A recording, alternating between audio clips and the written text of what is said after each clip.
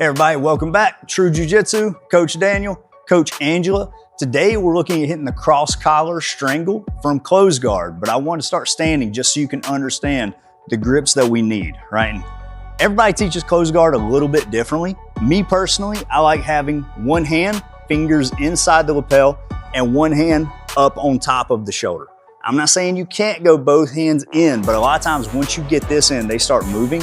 It can get very difficult to get that other hand in here when I still want to be underneath it. Your first hand sets the depth, second hand adds the tension, right? So for this, when I go in, again, I like having 4 fingers in here and I want to look at my palm.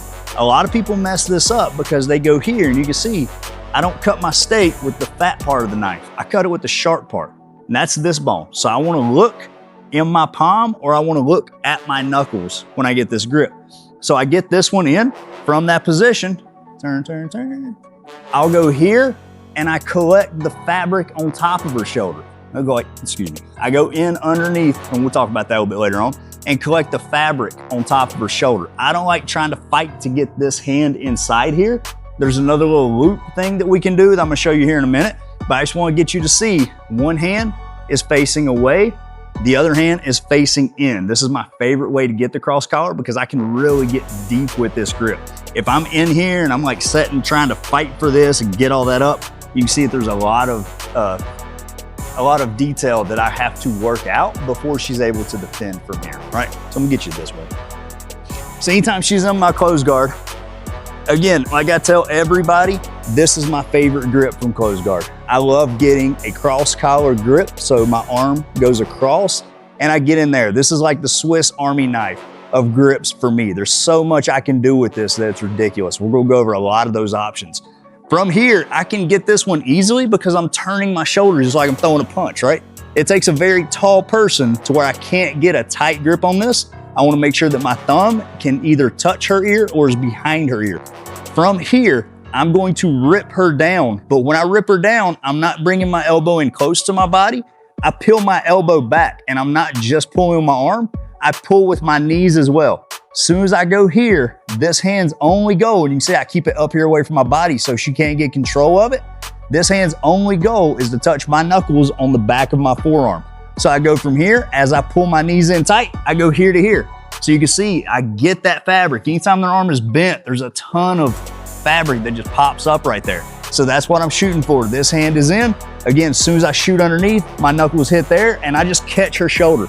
As soon as I get this position, I turn everything in and down.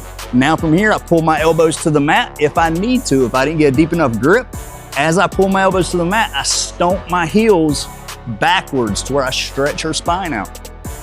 So one of the big reasons why I do it that way, and I always say the front hand sets the depth, is if I go here and she tucks her chin and I go across, now I'm like squeezing her face, right? But if I go here and then she goes to tuck her chin when I pull down, I can find that and literally peel it back up.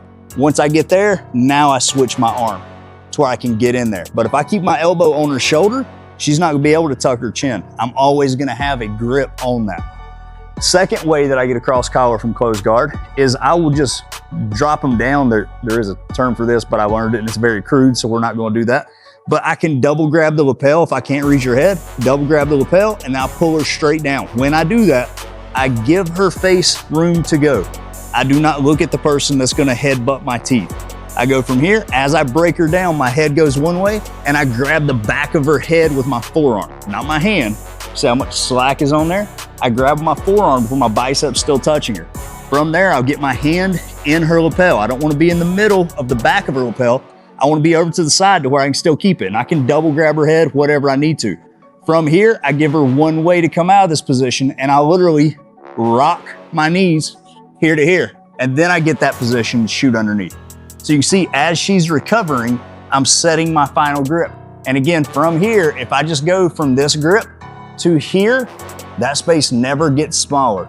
So I don't want to go here and just start pulling and hope I can cram my forearms in her neck. I use my wrist or my waist as a wedge to bring my hands together. You can see my elbows go to the mat, my wrists cross each other. If I just go here and pull as hard as I can, I'm gonna have to drag out a ton of space there using very small muscles of the rear delt and the rhomboids. Here I get to use my lats and my traps to drag those hands down. So for this one again, we're up here, I grip fight, I do whatever. I can double grab her lapels, but I'm not dragging her into my face.